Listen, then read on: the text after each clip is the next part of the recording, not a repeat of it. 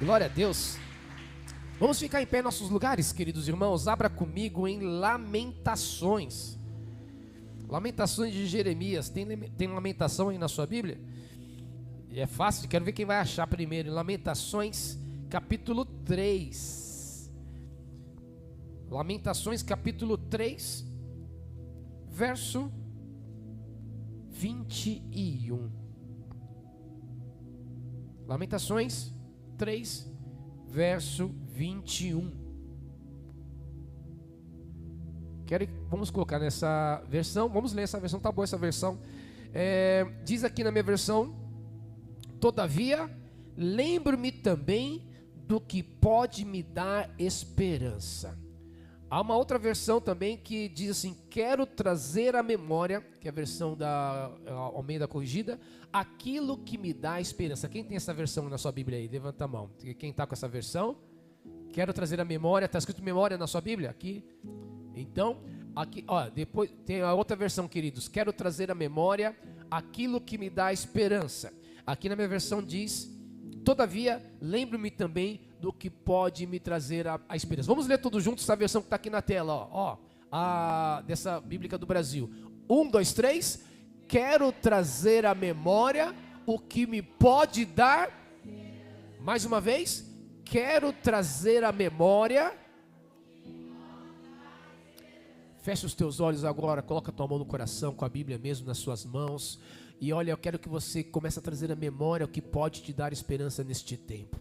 O Espírito Santo de Deus está aqui, há uma presença doce em nosso meio. Os céus estão abertos neste lugar. Você entregou o teu louvor, a tua adoração. Os levitas adoradores, eles se entregaram completamente, nos conduziram para este ambiente espiritual. E nessa hora o Espírito Santo de Deus quer falar aos nossos corações. Espírito Santo, de verdade, sabemos que o Senhor está aqui, porque tua palavra nos garante: onde estiver 2 ou 3 reunidos em teu nome, ali o Senhor está. Sabemos que o Senhor está aqui neste mover de concordância, e nós queremos ativar hoje a memória que vai trazer uma esperança, uma boa esperança a respeito não só do presente, mas também do futuro. Por isso eu clamo nesta hora: fala aos nossos corações. Se ainda alguém aqui doente ou debilitado, eu dou uma ordem: seja curado agora. Receba a cura do alto, receba a saúde no teu corpo, receba a cura nas tuas emoções. Nós ativamos nossa mente agora e cativamos a obediência de Deus Pai, para que toda fortaleza caia por terra hoje, em nome de Jesus, e o povo de Deus se levante com poder e autoridade para viver ainda neste final de ano vitórias sobrenaturais a cada dia. Eu libero esta palavra sobre a tua vida nesta hora, em nome de Jesus. Quem crê, diga amém. Glória a Deus. Pode se assentar, querida igreja. E eu quero que você faça uma cara de profeta, vire para a pessoa que está do seu lado e diga assim para ele ou para ela: está na hora de você ativar o modo esperança. Amém? Fala para quem já fez cara de profeta, fala para quem está do outro lado também: está na hora de você ativar o modo esperança. Amém, glória a Deus. É difícil fazer cara de profeta, né? Aleluia, mas estou vendo um monte de profeta aqui, ó. Oh, glória, o Senhor está me revelando profetas se levantando aqui no nosso meio. Aleluia. Queridos, o tema desta noite é exatamente isso: modo esperança ativado. O tema desta noite é modo esperança. Então nós precisamos ativar este modo. Sabe por quê? Falar de esperança não é falar de um futuro longínquo. Mas olha só que interessante. Como que eu posso falar de esperança? É tão estranho isso, né? Diferente, no mínimo podemos dizer, que um livro chamado Lamentações fala sobre esperança. Este livro é o livro das Lamentações. E nós acabamos de ler um verso que fala sobre esperança. Só que esse detalhe já nos ensina algo poderoso. Por quê? Porque a mensagem bíblica, a esperança bíblica, não é para negar a realidade. Deixa eu fechar os meus olhos para aquilo que eu estou vendo. Não, é encarar o cenário difícil onde você está com uma fé renovada. Quando nós ativamos o modo esperança, nós não negamos a realidade, não negamos o cenário que estamos vivendo, mas apenas olhamos para a palavra e tomamos posse de uma fé que nos renova a cada dia. Ou seja, a esperança da Bíblia não foge do presente, ela abre uma nova visão a respeito do futuro. Amém? Posso ouvir um amém? Por muito tempo houve um avanço na igreja brasileira de mensagens apenas futuristas, de mensagem que apontava apenas para um futuro distante. As canções começavam a expressar algo lá no amanhã, e isso levava as pessoas a uma emoção, a tal ponto, bom, eu estou passando algo difícil hoje, então quem sabe amanhã, né? Quem sabe o Brasil é o Brasil do futuro. Eu estou ouvindo essa história que eles desde quando eu tenho 5 anos, que o Brasil é o país do futuro. Quem já ouviu essa história aqui? Levanta a mão, né? Você ouvia isso quando era criança, pastor Ted? Ou o Brasil é o Brasil do futuro. Meu Deus, cadê esse futuro que nunca chega? Eu assisti o filme De Volta para o Futuro nos anos 80, eu tinha uns 12, 13 anos de idade. Eu falei, isso aí nunca vai chegar. Quando o Marty McFly, lembra desse personagem? Ele colocou lá na data, ia chegar em outubro de 2015. Queridos, já passou 10 anos desse futuro do carro voador. Você não lembra disso? Só que essa esperança bíblica, essa mensagem, não é esta mensagem futurista que nunca chega, é uma mensagem para hoje, é uma mensagem para agora, uma mensagem que olha para a sua condição atual e que revela e aponta um caminho por onde você vai andar e vai ser vitorioso a cada dia. A palavra nos garante que o Senhor nos dá vitória. Por quê? Porque o apóstolo Paulo nos revelou, né? Graças, porém, damos a Deus, que em Cristo Jesus sempre nos conduz em triunfo. Segunda carta aos Coríntios, capítulo 2, verso 14, não é isso? Coloca na tela, por gentileza. Segunda carta aos Coríntios, capítulo 2, verso 14. Este versículo você deveria decorar e ativar no seu coração a cada dia. Por quê? Porque fala não do futuro, mas fala de hoje. Graças, porém, a Deus, que em Cristo sempre nos conduzirá. Está no futuro? Não, está no presente. Sempre nos conduz em triunfo. Amém? Você precisa ler isso para pregar para você mesmo. Vamos ler, 1, 2, 3.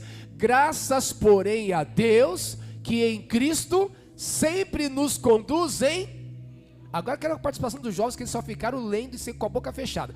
Todo mundo lendo e falando junto. 1, 2, 3. Graças, porém, que em Cristo sempre nos conduz em triunfo. Não vai ser de vez em quando, não vai ser só no dia que você recebe o seu salário, não vai ser quando é o verão que está o sol brilhando você fica mais feliz. Não, vai ser sempre, a cada dia, no presente. Começa a dar graças a Deus, porque a tua vitória será uma condução diária, uma mensagem de esperança que se estabelece no hoje, não no amanhã, mas hoje. O Senhor já te constitui mais que vencedor em Cristo Jesus. Quem crê, dê um forte aplauso ao nome dele. Aleluia. Por isso, ative hoje o modo esperança, para viver o que a palavra tem reservado para você. Amém? Quem deseja ativar modo esperança hoje, diga amém. Agora, para que a gente possa compreender essa palavra, é necessário nós entendermos quem que escreveu isso, né? Qual era a intenção dele quando escreveu, o que ele estava vivendo, por que essa mensagem foi registrada em Lamentações 3, verso 21, todavia me lembro, eu trago a memória, lembro a mim mesmo também daquilo que me pode dar esperança.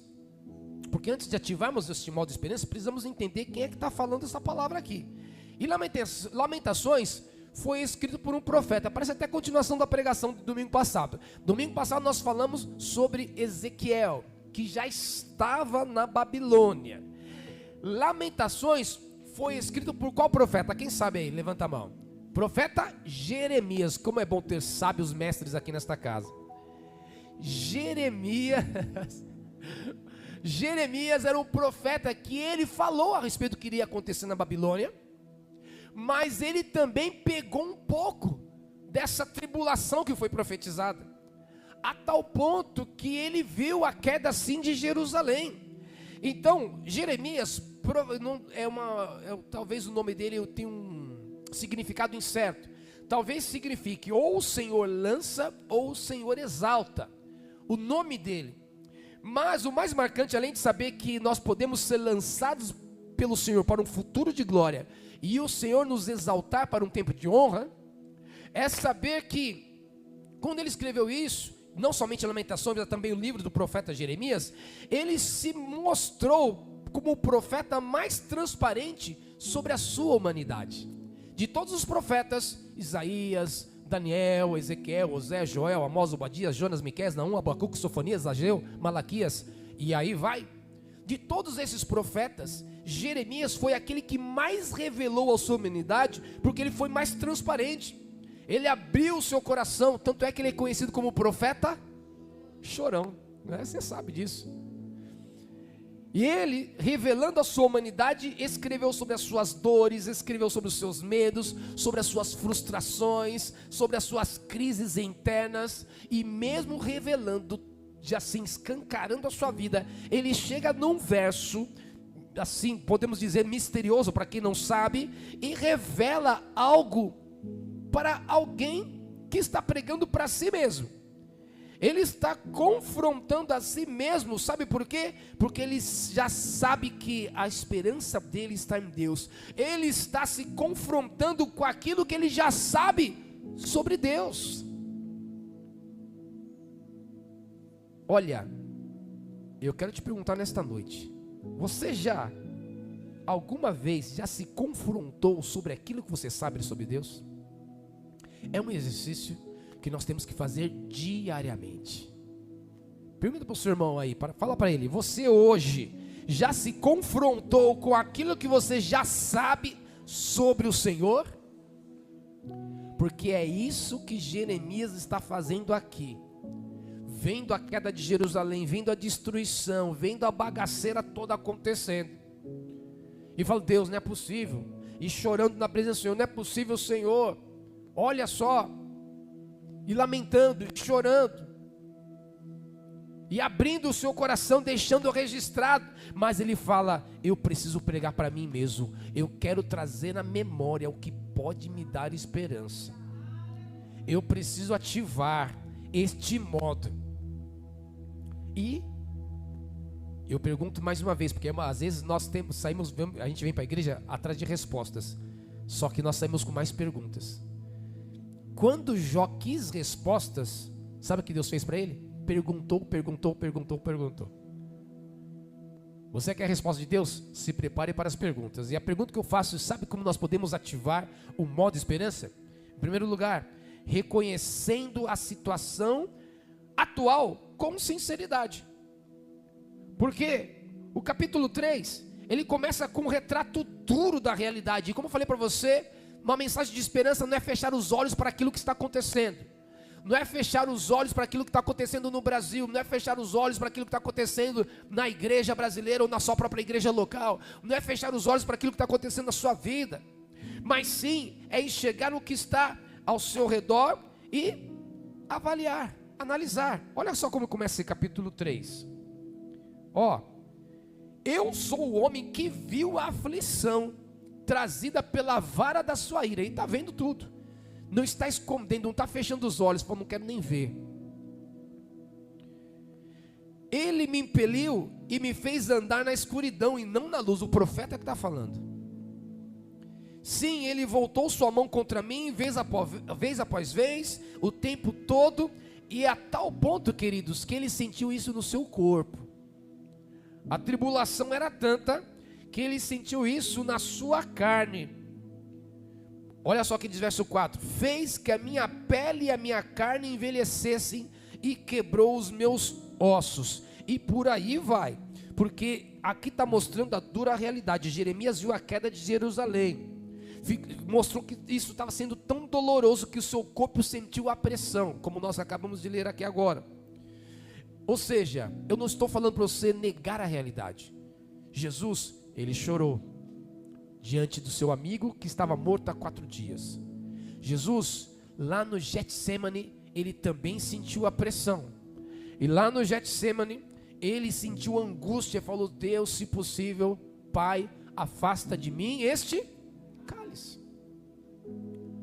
Ele não estava negando a realidade, mas ele estava se posicionando em oração.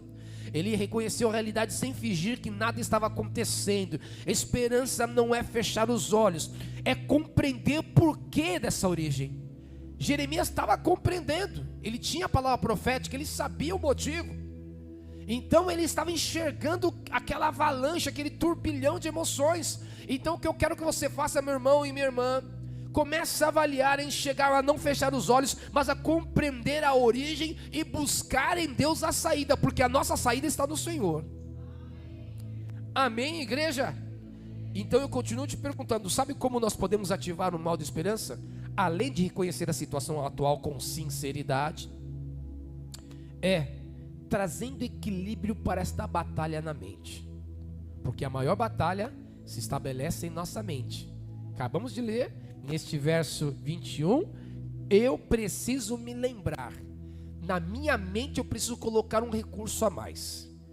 Eu lembro quando eu jogava videogame, a época do meu videogame era o Atari, tá, gente? Não sei quem sabe o que é isso, mas tinha aqueles jogos de guerra, ou de luta, ou de guerra, que você começa praticamente sem nada no jogo, e conforme você vai andando e avançando as fases, você vai recebendo os recursos, as munições, a proteção, vai se enchendo de arma, vai ganhando tanque, vai ganhando canhão, vai ganhando foguete, vai ganhando um monte de coisas, e aí você fica bem parrudo, como diz assim. Opa, agora a briga está no páreo, agora nós podemos brigar agora tete a tete, agora equilibramos a luta. Então se você fica apenas enxergando a desgraça, o cenário destruído, a situação que te desanima e não traz o equilíbrio para esta guerra, você vai sucumbir. Por isso que quando Jeremias ele fala, estou ativando alguma coisa na minha mente, ele começa a trazer um equilíbrio nesta batalha, e ele vai avançando. Isso que ele faz no verso 21, ele, depois que ele reconhece a sua dor, ele pega uma arma, não apenas mental, mas uma arma espiritual. Ele ativa na sua mente uma arma espiritual. Ele fala, eu quero trazer à memória o que me pode dar esperança. Porque a nossa mente é um campo de batalha. Se eu apenas enxergo a situação difícil, se eu apenas enxergo que não há saída, se eu apenas enxergo que não adianta eu correr, não adianta eu lutar, não adianta eu me posicionar, a batalha já está decretada.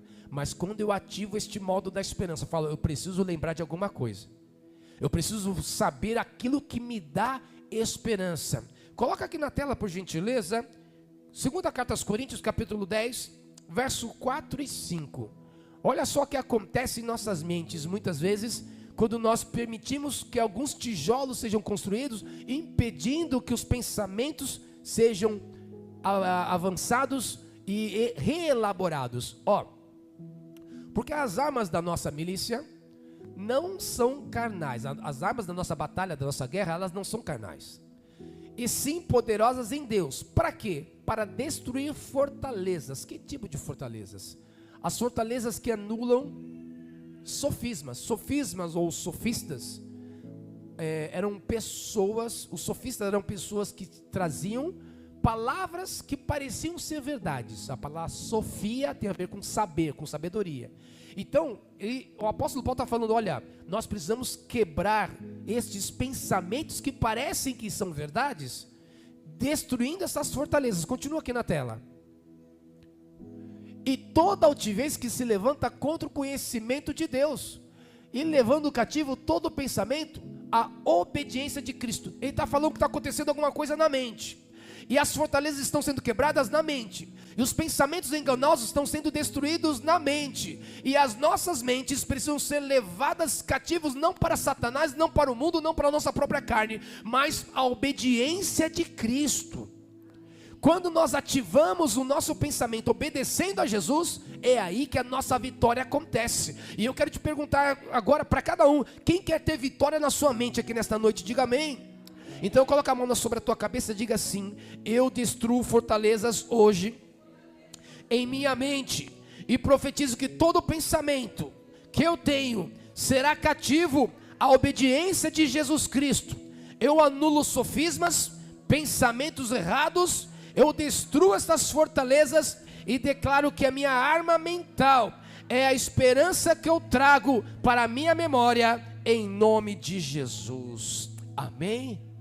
Por isso que Jeremias resolve trocar pensamentos destrutivos, pensamentos destruidores, por pensamentos que dão esperança. Ah, não, acabou, eu vou morrer solteira mesmo, não tem mais jeito, pastor. Por quê? Eu não namorei até hoje, estou com 16 anos, não consegui namorar. Falei, calma, jovem, espera um pouquinho, está chegando o seu tempo. Ah, pastor, acabou, meu casamento foi destruído. Pensamentos destruidores, espera aí. Eu vi um testemunho, começo a trazer a memória. Eu vi um testemunho de uma irmã que o marido batia, o marido era um vagabundo, era não sei o quê. E Deus tirou daquele cativeiro e hoje está com a família constituída. Olha, é o mesmo Deus. Quero trazer à memória aquilo que me dá esperança. Ah, minha situação financeira, olha, eu não consegui essa semana tomar um cafezinho de manhã. Queridos, vai se reverter essa situação.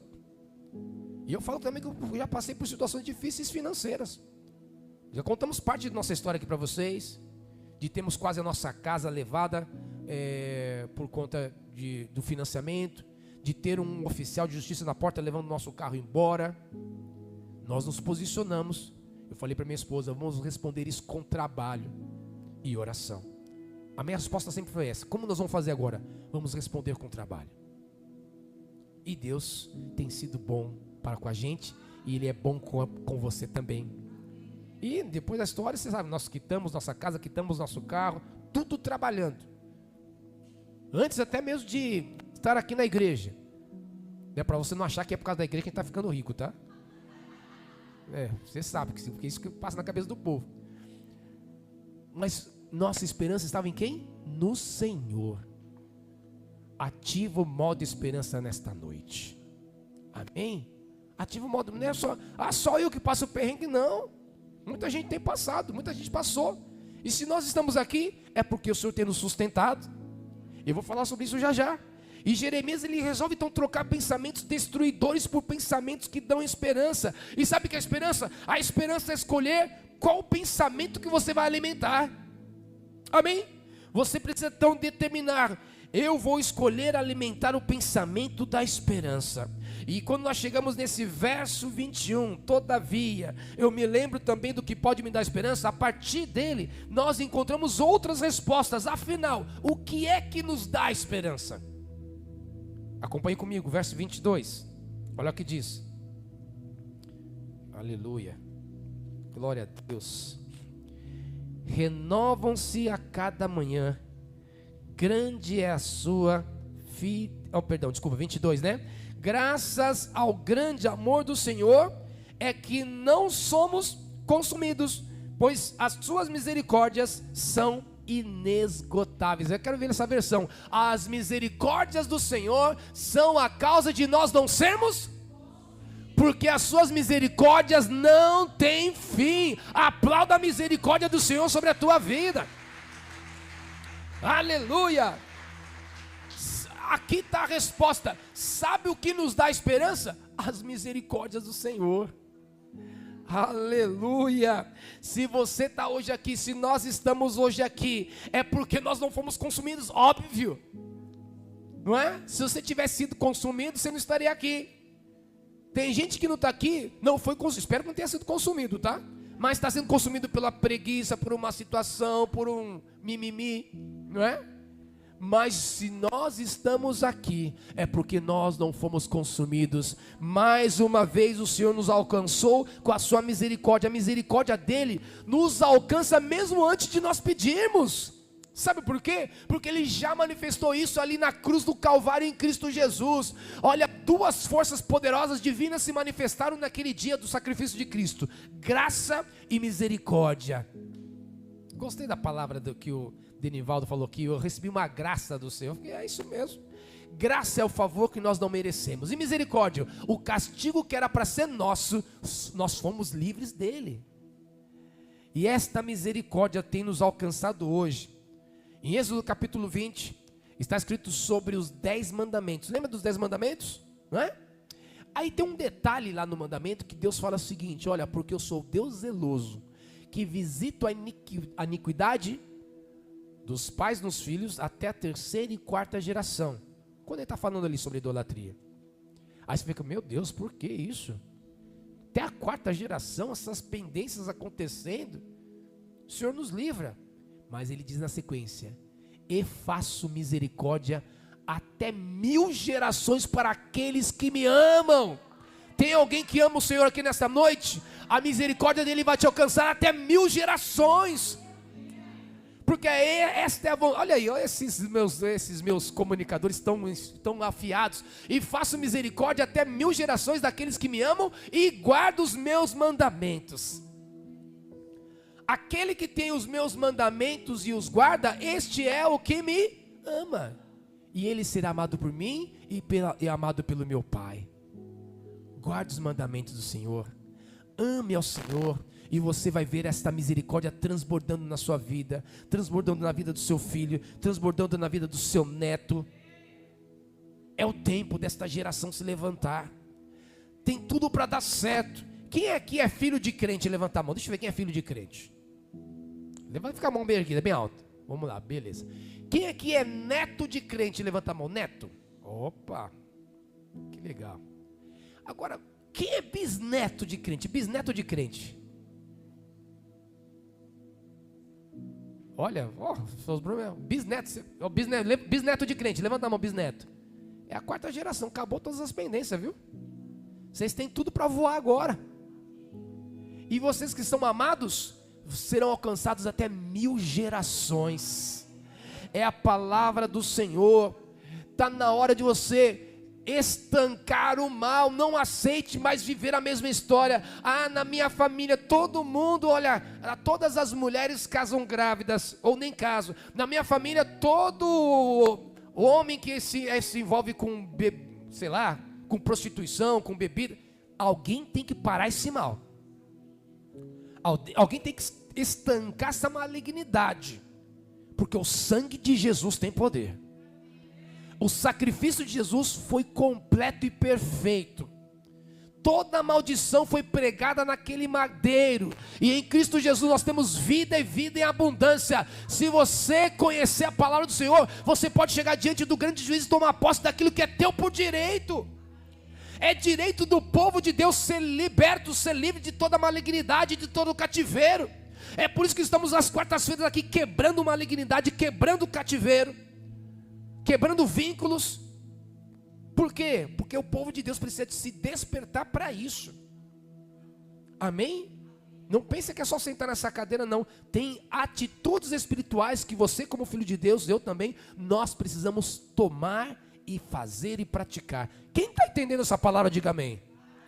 Então está na hora de nós nos posicionarmos, porque a mensagem de esperança é para hoje. Este verso 22 fala que a misericórdia do Senhor é a causa de nós não sermos consumidos. Sabe o que nos dá esperança? Além de saber que somos alvo da misericórdia do Senhor, é saber que a cada manhã você tem uma nova chance. Verso 23 na tela, por gentileza. A cada manhã você tem uma nova chance. Por quê? Olha só o que diz. Na verdade, verso 23 é isso. Na verdade, os solteiros não passam. Não, verso 23 de Lamentações, tá, pessoal? Lamentações 3:23. Diz assim, ó: renovam-se a cada manhã. Aí, olha aí, renovam-se a cada manhã. Grande é a tua fidelidade. As misericórdias do Senhor são a causa de nós sermos consumidos, porque elas se renovam a cada manhã. É um renovo diário, ou seja, na agenda de Deus, todo dia você nasce, você acorda para ser renovado. Na agenda de Deus, cada manhã nasce com uma renovação. E sabe o que garante isso? A própria fidelidade dele. É o respaldo desta verdade. A fidelidade do Senhor não é pequena, diz a palavra.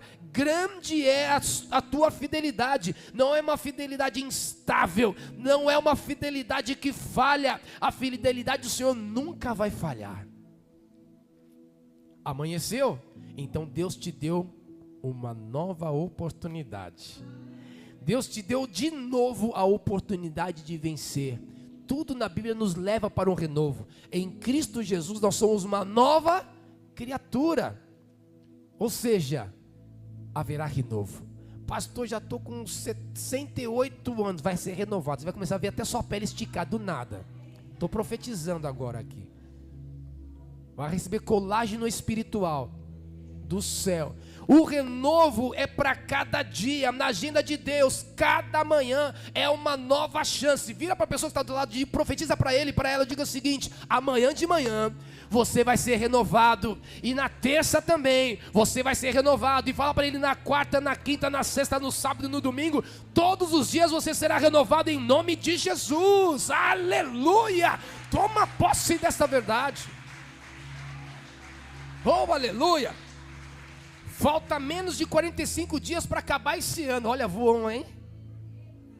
Serão 45 dias de renovo. Vai chegar renovado no Natal, no Ano Novo. Vai começar 2026 renovado.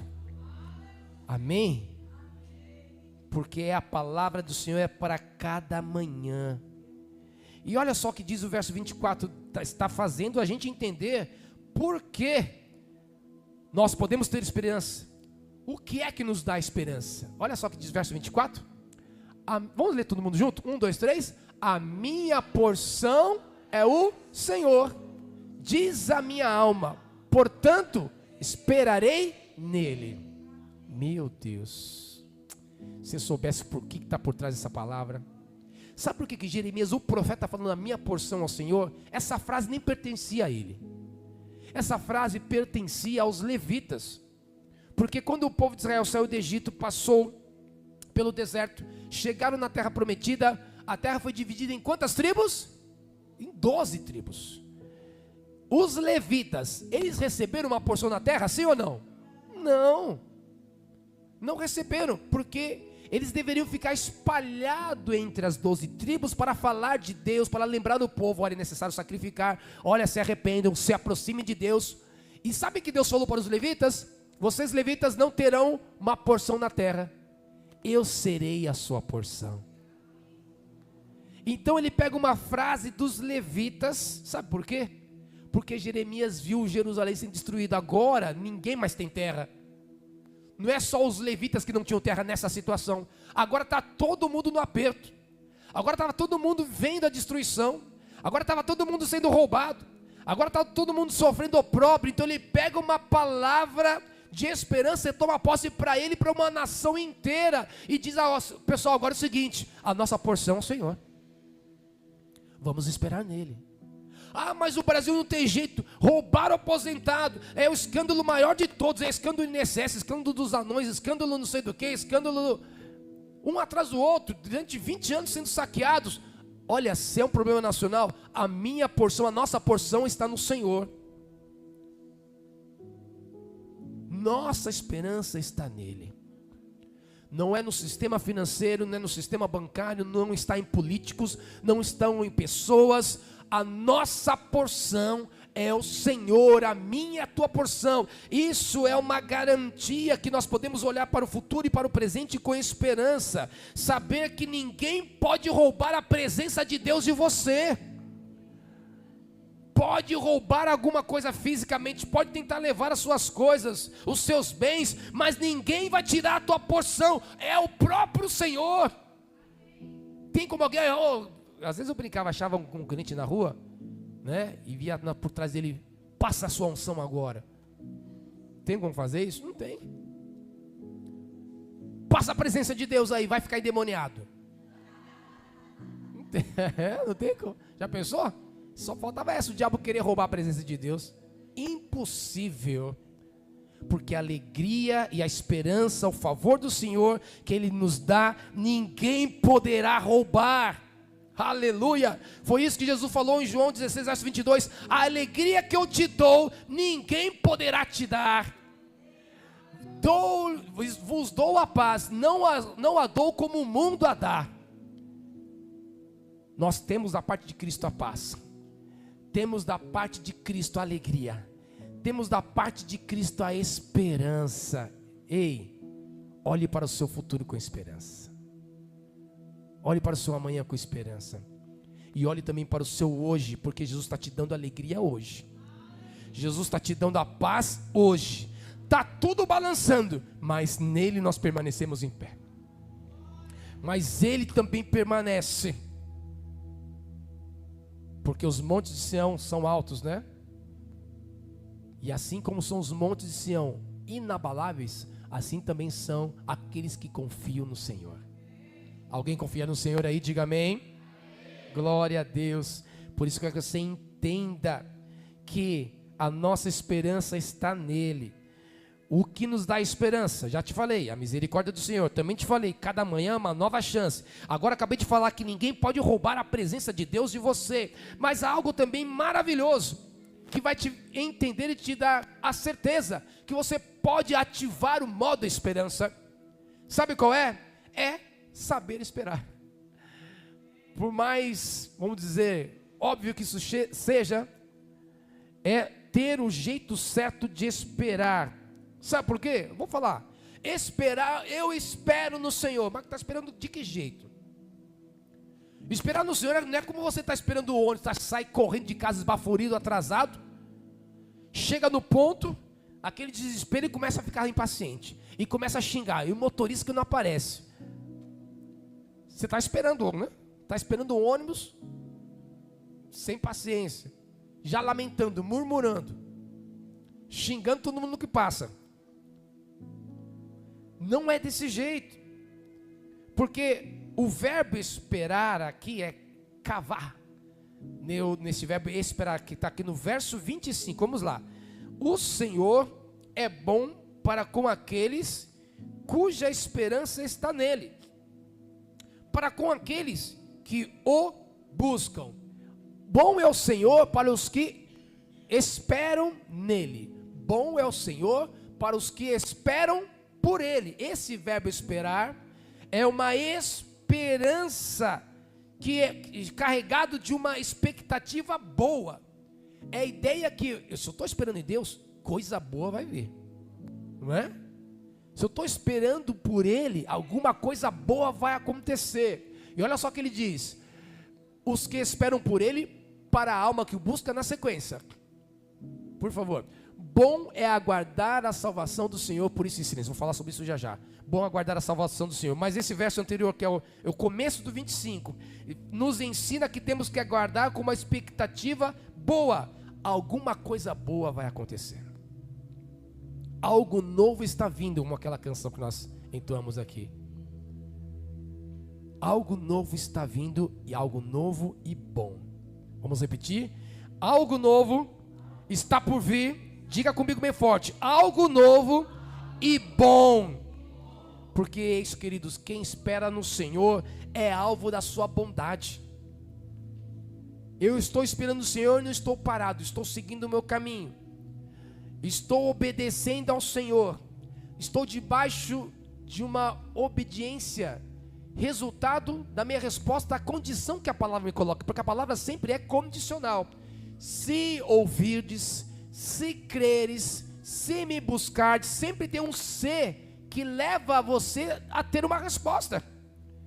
Se eu estou esperando no Senhor, eu preciso estar atento a esta condição que Ele está falando. Se me ouvirdes e obedecerdes, comereis o melhor desta terra.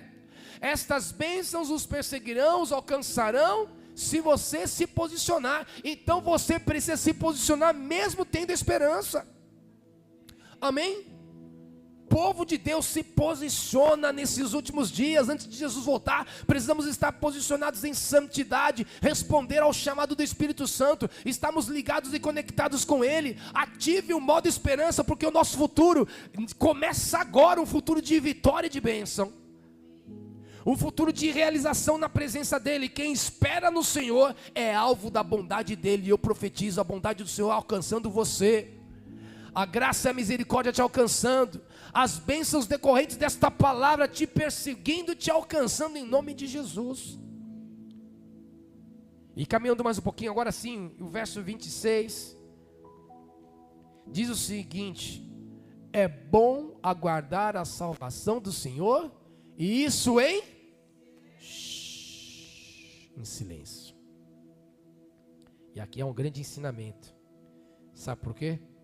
Porque há momentos que a melhor resposta é não responder. Há momentos que a melhor resposta é deixar Deus responder por você. E o que é que vão falar de mim? Deixa Deus responder por você. O que é que vão pensar? Estou buscando ao Senhor, não estou vendo a reversão deste cenário. Há processos que não precisam de anúncio, você não precisa falar nada para ninguém não. Sabe aquele ensinamento de Jesus? Entra no teu quarto, fecha a porta e ora, ninguém precisa saber. Aguarda no Senhor, não faça propaganda ainda daquilo que não aconteceu. Tem projeto que é melhor você não falar. Coloca diante do Senhor, aguarda em silêncio. Não sai falando para todo mundo, olha, ano que vem, olha, eu vou estar naquele lugar. Olha, seja sábio. No momento certo você vai falar. Um querido meu encontrou comigo essa semana, falou assim, pastor, para você eu posso falar, porque eu não posso falar isso para todo mundo. Eu falei, é boa, foi sábio, é isso mesmo. Ó, a Caixa Econômica Federal liberou para mim tantos milhões de reais que eu vou fazer um projeto novo. Que bom, não fala para ninguém. E eu falando aqui para todo mundo. Mas você não sabe quem é, nem sabe qual é o projeto. Mas, queridos, é assim. Mas por quê? Ele falou, quero falar para você que eu sei que você vai acompanhar a oração. Já estou orando faz tempo. É de Deus isso. Então, tem coisas que você vai falar para o seu líder espiritual, para um conselheiro, para um pastor, mas tem coisas que não tem que falar para ninguém. Aguarde em silêncio. A maior e melhor resposta é aguardar Deus em silêncio. Sabe por quê? Porque no silêncio Deus trabalha. No silêncio você vence. No silêncio você encontra o seu ponto de equilíbrio em Deus. E aprende a domar algo que muitas vezes nós temos dificuldade. Um pequeno membro que pode incendiar uma floresta toda, que é a língua. No modo esperança ativado, nós aprendemos a guardar em silêncio. Aquietai-vos e sabei que eu sou Deus. Serei exaltado sobre a terra, serei exaltado sobre as nações. Tem momento que é para ficar quieto e deixa Deus trabalhar. Tem momento que é para ficar quieto, só que é Deus que vai ser exaltado na sua vida. Então, no modo esperança ativado, nós deixamos Deus trabalhar e a vitória é nossa pelo sangue de Jesus. E eu quero caminhar para a conclusão desta palavra. Em primeiro lugar, te desafiando a ler este capítulo inteiro na sua casa, porque tem muito mais coisas aqui. Eu podia falar esse capítulo por mais uma hora, porque é um capítulo maravilhoso. Tem tesouros escondidos neste capítulo. Leia inteiro na sua casa. Só que eu quero pular para 2 versos chaves que Jeremias destacou de modo impressionante e sobrenatural, que é o verso 39 e 40. Olha só o que diz aqui. Que queixa-se o homem, né? Como pode um homem reclamar quando é punido pelos seus pecados? Por que, pois, se queixa o homem vivente? Queixe-se cada um os seus próprios pecados. E no verso 40 diz: esquadrinhemos os nossos caminhos, examinemos e coloquemos à prova os nossos caminhos, provemos-los e depois voltemos ao Senhor. Estas verdades maravilhosas nos levam para uma conclusão nesta noite. Quem tem esperança tem que reclamar menos, porque o caminho de murmuração é o caminho contrário daquele que estabelece o caminho do louvor, da adoração. Quem reclama demais não consegue enxergar soluções, porque a murmuração apaga a visão. A murmuração rouba a esperança. Por isso que Jeremias está falando, olha, quer saber de uma coisa? Examina cada um seu mesmo. Está se queixando? Queixe-se dos seus pecados. Examine-se, pois, o homem a si mesmo. Esquadrinha seu próprio coração agora. Avalia a você mesmo. Tem essa autoavaliação. Pare e olhe para dentro. Veja aí onde você está, onde você tropeçou, onde você caiu. Avalia os cenários. Jerusalém está destruída por causa de quê? Por causa dos nossos próprios pecados. Por que eu estou colhendo essa situação? Porque você não trabalhou lá atrás com uma semente poderosa. Hoje nós colhemos aquilo que plantamos lá atrás, e aquilo que nós plantamos hoje vamos colher amanhã. Do que se queixa o homem? queixe-se dos seus próprios pecados. Por isso, queridos, ao final de contas, nossa esperança tem que estar no Senhor. Não no homem, não no pastor, não na religião. A nossa esperança está no Senhor. Pelo menos tem que estar, deve estar. A nossa esperança está sempre no Senhor, porque Ele é a direção. Voltemos para Ele, voltemos para o Senhor. A parte do versículo.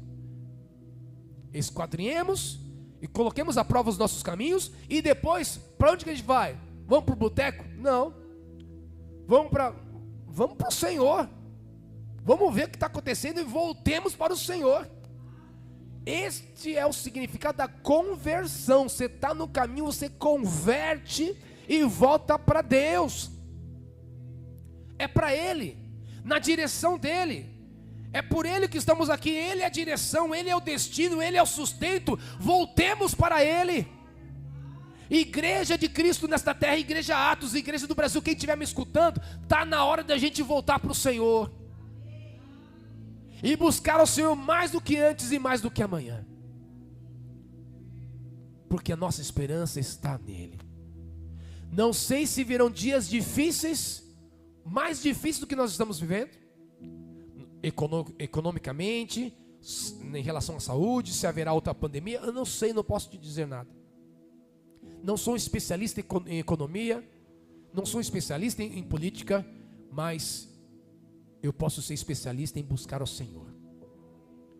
E o povo de Deus tem que se especializar nisso, em depositar a sua confiança nele. A minha exortação nesta noite é: ative o modo esperança. Em quem? Em Deus. Amém? Feche os teus olhos, meu amado irmão, minha amada irmã. Aleluia. Eu quero que você fale com o Senhor.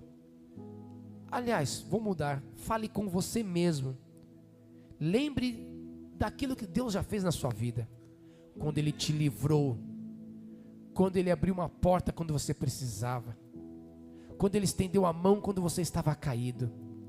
Quando Ele sustentou a sua família quando não tinha nada nem para comer na sua casa. Deus está me falando aqui. E você teve livramento e teve provisão. Haverá provisão de novo. Haverá livramento de novo. Haverá a paz que excede o entendimento mais uma vez. Haverá o mover de salvação de novo. Porque a nossa salvação está no Senhor. A nossa porção é Ele, a minha porção é o Senhor. Haverá salvação, bom esperar tranquilo pela salvação do Senhor. A salvação vem dEle. Aleluia. Oh, Espírito Santo de Deus está aqui. Meu Deus, que presença doce. É um bom tempo de conversão. Por mais que você ache que você já é crente há tanto tempo, se converte mais uma vez. Aleluia. Estenda as mãos para frente nesta hora, com o amor de Deus o Pai, a graça do nosso Senhor Jesus Cristo, as ricas consolações do Espírito Santo, que esta mensagem de esperança e fé invada o teu coração, a tua mente, transborde em todos os lugares você estiver, para a direita, para a esquerda, para a frente e para trás. Vai debaixo desta palavra, desta unção, em nome do Pai, do Filho e do Espírito Santo de Deus. E toda a igreja diz, e todo o povo de Deus diga. Dê um forte aplauso ao Senhor. Deus te abençoe e ótima semana.